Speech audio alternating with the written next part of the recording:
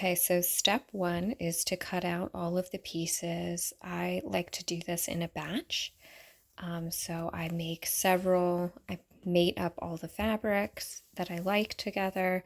You'll need a feature fabric, and that's what the mushrooms are here. So you'll need a feature fabric, and then you'll need some kind of accent or coordinating fabric. So for this set, I chose this forest trees. I liked how the greens went together.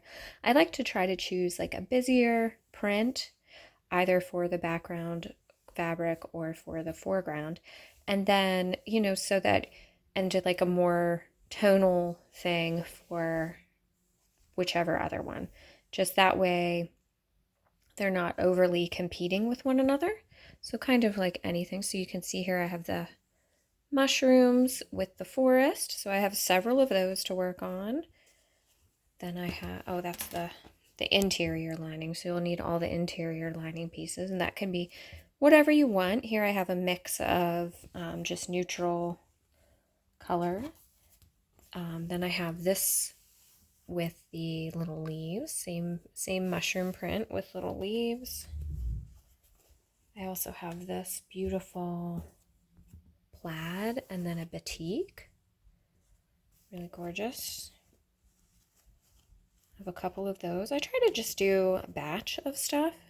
And then I did buy a whole fat eighth bundle, and I could only get one bag's worth from that fat eighth for the feature fabrics. So if you wanted to do more than one out of the same fabric, I would make sure that you at least had a fat quarter or more for your yardage to do the feature, and then also for the backing or the secondary fabric. And then the lining can be whatever. It can be, if you have a bunch of your same fabric, you can do that. So in this one, it's also lined with the same feature fabric. Or you can just use other yardage that you have, or like I said, plain muslin, because it's the inside of a bag. And then the only thing that you'll need is one really long by 4-inch by width of fabric to make the strap. And then lots of interfacing. So it uses lots of interfacing. And of course, all of this is in the directions when you purchase the pattern. You'll also need a lobster claw clasp. I have these swivel ones. I just get a whole order of them on Amazon. They come in boxes of like 35 or 80. They're approximately 1 inch, 25 centimeters. So those are all the components. And then you can just mix and match however you like. I have some older fabrics that I've had, plus some from that newer bundle. I do contrasting, I do complementary.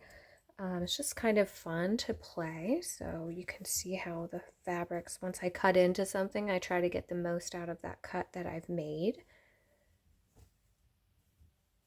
And I love playing with and combining all of the fabrics to make something that's really unique. And I try to make a few that go together. But I also love them to have their own personality. So that's that stack. And then I have this stack over here that I'll flip through really quickly, so you can just get an idea of all of the beautiful combinations that you can make. I really love the little small leaf print here with the larger mushrooms print. Really, really pretty. That one's one of my favorites. So see what I mean by having like a large feature fabric and then something that's a little bit more subtle that complements but doesn't compete. That would be what you would be looking for. I have this one. I love, love, love this. And this is a very, this print reminds me of like 90s sponge painting. If you are around for any of that phase of life. But like combined with this really gorgeous, soft, organic floral, I think it really works nicely. I think this could look super dated, but pulling it in with something that is more contemporary or with a completely different vibe, I think really freshens it up. And I have 3 different combinations of that one to do. I have this one, a little bit darker and moodier. This one's really fun with the melon colored accent and the confetti. Owls and wood grain. Love that.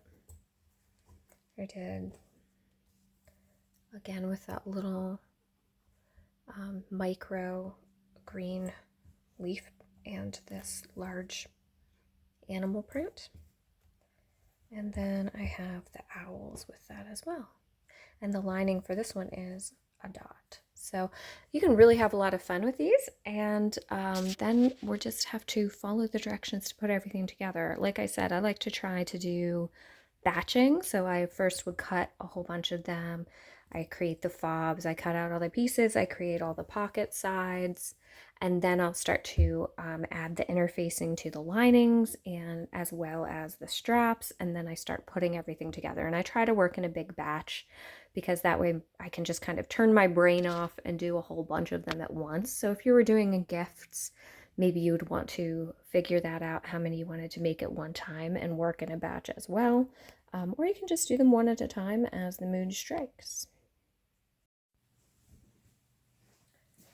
Okay, to get started, I have my printed out instructions that have all of the directions on there, including some of my own notes. You will also receive a little template for the bottom piece that you need. So I'm just going to set those up to the side where I can read them, and I'm going to begin with my pressed piece of feature fabric. So you can see this is only a fat eighth. I'm going to go ahead and line it up on the grid of my mat, and then I'm going to cut out my pieces, and I will have a little bit left over at the end, as you'll see. And their only thing is you need to be a little bit cognizant of the direction of your piece if you want it to go a certain way. So it will be oriented so that it is 7 tall. So in this instance, I am cutting it for the height, and I'm just going to make sure it is perfectly lined up first. And so I need it to be 7 inches tall, and then I will come back and cut the width. And again, on this one, I need it to be 7 inches tall. So I'm going to come down 7 more inches, and then you'll have a little piece left over. And you can keep that off to the side if you would like for a different project. And then I need it to be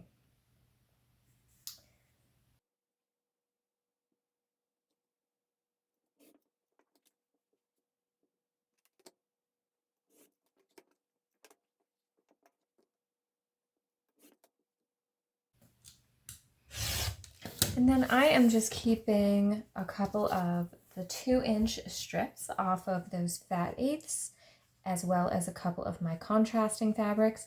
And I'm just cutting them into 2-inch strips, which is mostly what was left over when I did all of my trimming. And I'm keeping that stack off to the side because this would be really fun to make like a little scrappy blanket out of, and the colors already really coordinate well together. I also have some leftover 8.5-inch squares from everything that I'm using, so I'm also keeping those together. Again, I can piece that into a blanket because there's not quite enough left over, but it's already a nice bundle that you have ready to go.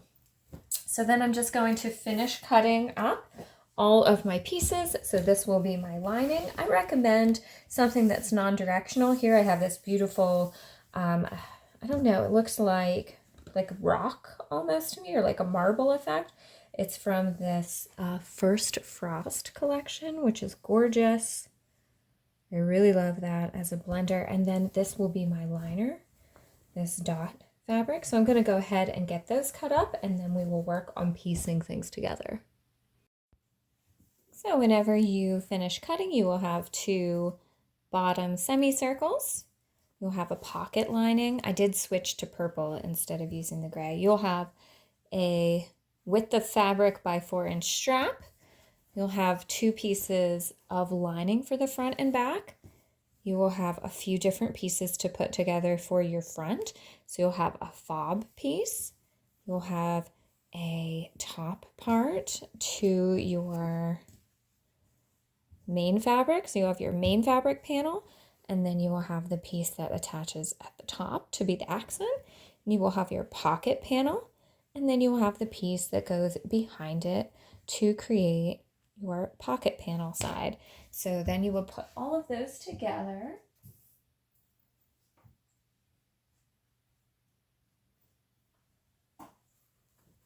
Like this. So you'll have that pieced a bit with your main print and your accent print. You'll turn your fob into something that's nice and stiff like this, that then we can put the little metal hook, lobster claw down here at the bottom.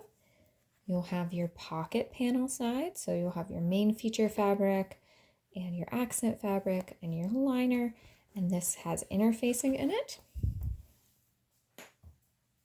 You'll have your bottom circle for attaching to your front pieces.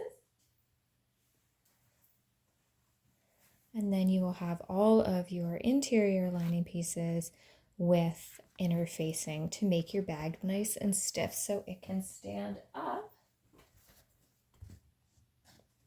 like that at the end. So let's work our way through putting the bag together. For my interfacing, I am using Pellin 808 Craft Fuse. So it's sort of like in between a light and medium weight stabilizer. I like the kind that is fusible and it just sticks right on there. It's a lot easier to work with, especially when you are making a whole bunch of different pockets and you're putting stuff together in 3D. I find that makes it a lot easier because these are not quilted, so I would not have like lines through them. They're just pieced. So you can see, follow the directions to fuse them. Basically, we're fusing our large interior liner and then the skinny interior piece, as well as the bottom piece. So all of that will get fused, cut out, and then we sew that whole piece together, as well as I also use skinny strips inside of the fobs and a thin strip of interfacing down the entire length of the strap to stabilize that. So I like to work in batches, as I mentioned, so I would lay out maybe 1 or 2 different bag linings and press them onto the interfacing and do that nice fuse. And then I just cut them off as I work. That way I feel like I get less waste and I don't have to worry about if everything lines up perfectly with the cut and I'm wasting anything. And then I just cut them away from each other.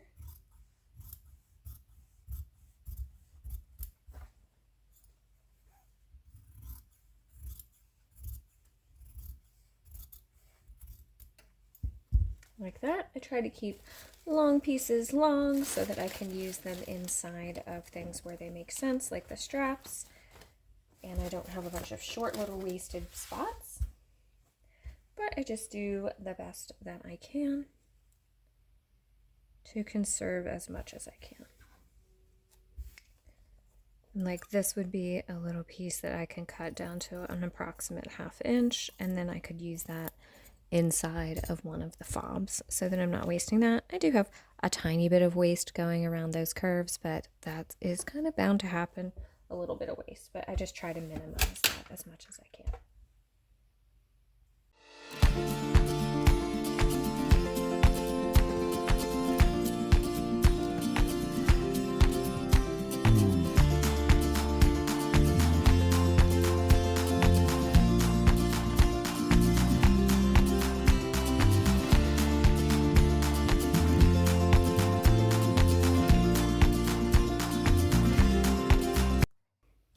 So I make a crease in the bottom of the back lining piece, and I do the same crease in the center of my little bottom half circle. Then you line up those creases, and then I'm going to sew working from the center out, pulling this around gently as I work to the end, and then starting the center out and working my way back here as well. And then that makes the front of the bag, or the back of the bag, however you want to look at it. And then the pocket piece goes on, and that's your inside. Oh, just one tip is that you do want to stop and leave a seam allowance here. So you want to leave an approximate 1/4 inch that none of it is attached together, so that you can fold all of those pieces to one another like that. So you get that 3D, you're able to turn that corner and bring this side up, and you're able to attach this side here. So just leaving approximate 1/4 inch at the end so that you can get that piece on and then turn it and sew the side together. So I think you can see here, so right sides are always going to be together. It doesn't matter if it's a tiny bit crinkly down there, you won't see that. It's actually flat. It's just that the interfacing holds any crinkles that you make. And you can see here I've left approximately a 1/4 inch seam allowance for adding on my back piece. So I just worked from the center out like I described, and it lines up nice and well, really well. And then I'm just going to put my flat back on here, and then I will sew up the sides.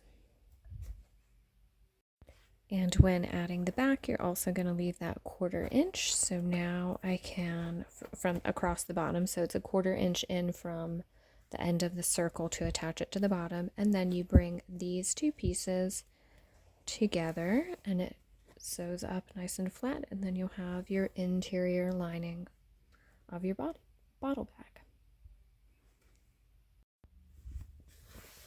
So here's the flat back, or the pocket side. And then the rounded side, and you can see down in there, and it stands up pretty nice with that 808. So pretty happy with that. Now I'll take you along and you can watch me sew really quick.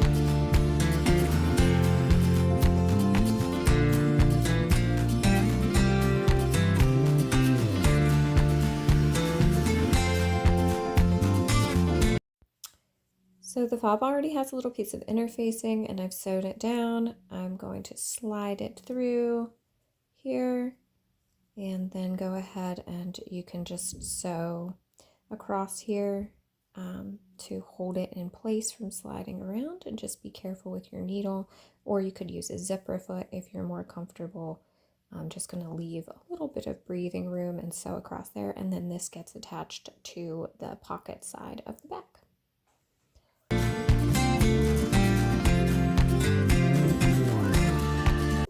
So I like to go ahead and put it about 1 inch in, and then we're just going to baste sew that down to the top of our pocket side exterior. And I go ahead and do a back stitch on that, as well as it will get caught a few times when we're putting all of the pieces together, but this is going to have something hanging off of it. It'll be tugged on because it's going to have keys and heavy, so I think those extra back stitches are warranted. So this is our pocket piece, and then it's all ready to be put together. You put the pretty side, the exterior, together the same way that you put together the lining. So I am just going to skip showing you that part because we've already done it, but it's just the same way that you do the exterior, so that you have two pieces that fit together, and you'll see that next.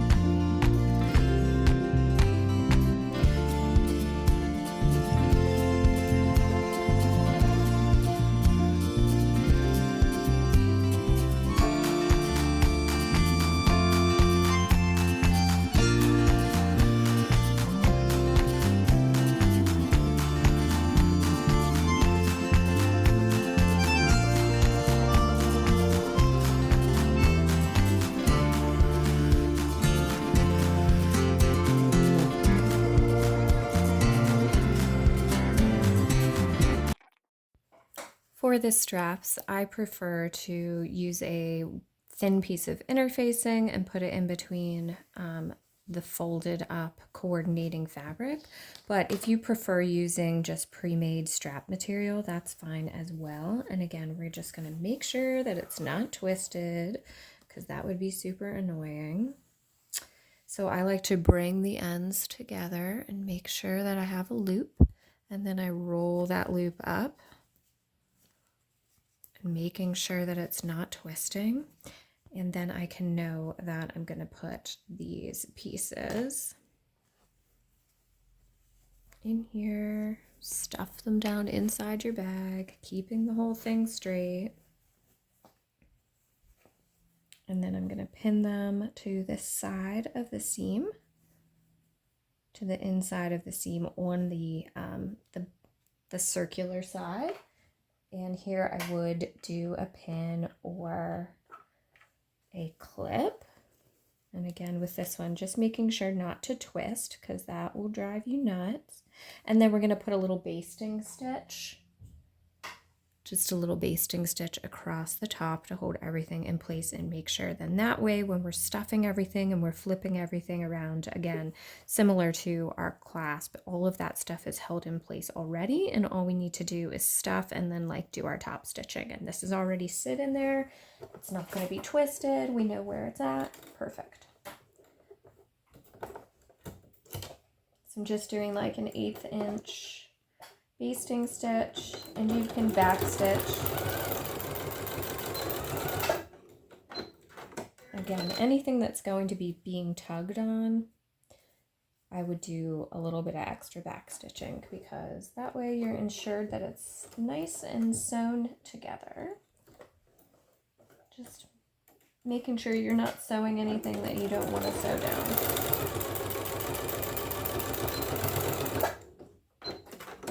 So just watching for those layers. Oops. And then if you get a little fold over, you might want to like pick that out. I don't know how much that'll matter though, but you want to be careful of not folding things over. Obviously you want it to be nice and flat and lined up around the top. And then we are going to stuff them together. And this is the part that always kind of like messes with my brain. But I think we're going to leave this one turned this way, and we're going to turn our owls right side out so that we can put everybody right sides together. Look at how cute. It's already looking super, super duper cute. Oh my gosh. I love making these. They're so useful too. It's like a fabulous gift. Okay, so this is the part.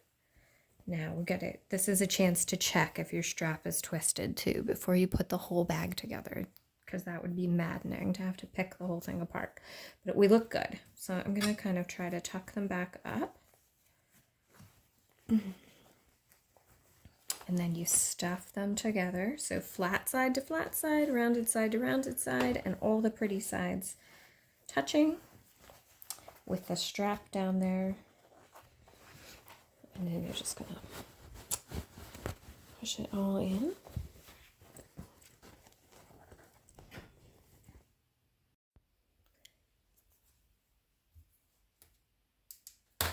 And we are going to align all those sides up together. And then you need to decide where you're going to leave yourself a few inches to turn it. So I like to choose on the flat side.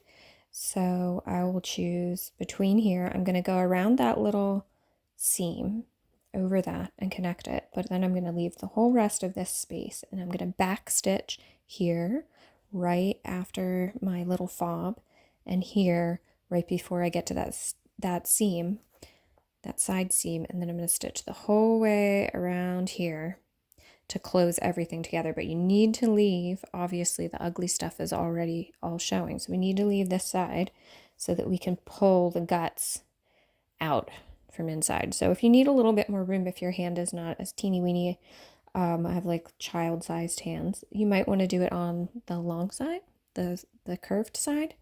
It's completely up to you, but make sure that you're leaving yourself enough room to pull everything out. And then we're going to line all of these up, and oops, this is where clips probably would come in handy.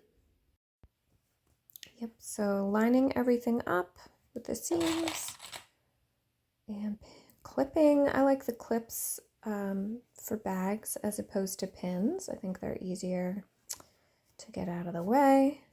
But you, again, do whatever makes the most sense for you or what supplies you have. So we're just going to line everything up. You shouldn't have to like hit the difference here. It's not a very wide space and everything should line up pretty well. So I'm just matching that seam to that seam. So the seam lines are lining up. They're kind of kissing together, if you can get them to do that. And just making sure that your strap is tucked out of the way. But again, everything's basted, so we don't have to worry about trying to catch that. It's already there. And then pulling this guy up. And that's going to be one of our starting and stopping points right there at the fob. So that gets a little hard to sew over at the end when we flip everything around. So you're just going to have to go slowly there, but it does work, I promise.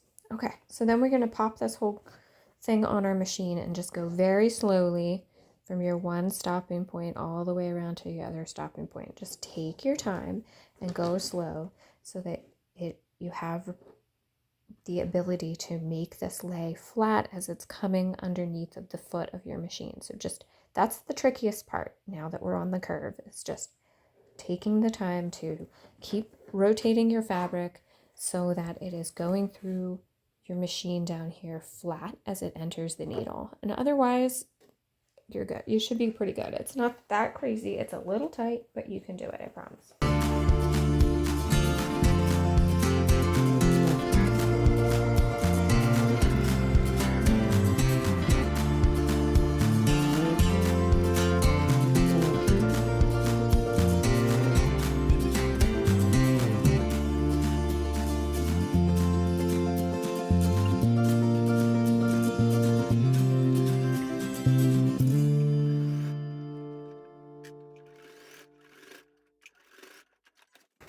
Okay, now the part where I always I'm going to turn the camera off, but you have to pull all the guts out.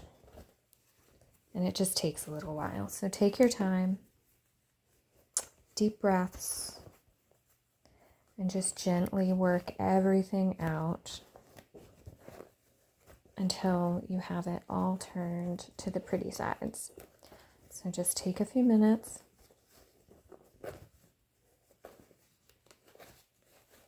There's one bit of it. You just have to stuff everything back through that hole and flip it around. Okay, and then once you do that, you've got to take your lining and stuff your lining down inside of your bag and use your fingers to push the corners out and settle everything. The flat side should be next to the flat side and the rounded side is going to be next to the rounded side. And then we are going to flip this guy down. That's where I said it gets a little thick to sew across here. Okay, so just, be aware. It's going to be a little thick. And you want to bring your little edges together. Maybe you want to throw a clip on that, but you can finger press or you can take it to your machine and press, and then we're going to top sew. And I like to do 2 layers around there. So I'm going to get a 1/8 and then a 1/4 inch, and then you're going to catch that strap again. So that'll be good because that'll reinforce that. It closes this guy up and it holds this down in place, and it makes a really nice finish to the top of your bag. So you can finger press this nice and flat or take it over to your iron and press it nice and flat before you top sew, and it'll make it look really crisp, and that's what I'm going to do here in a second, and then we'll be all done. So to finish it, I'm just going to, if you have this feature, you might want to do it. It allows you to slide things over the base of your machine, and that way you can worry a little bit less about accidentally sewing something closed that you didn't want to. I'm just going to line these up really nice, the best I can. And I'm going to do that 1/8 inch, and then I'm going to do a 1/4 inch.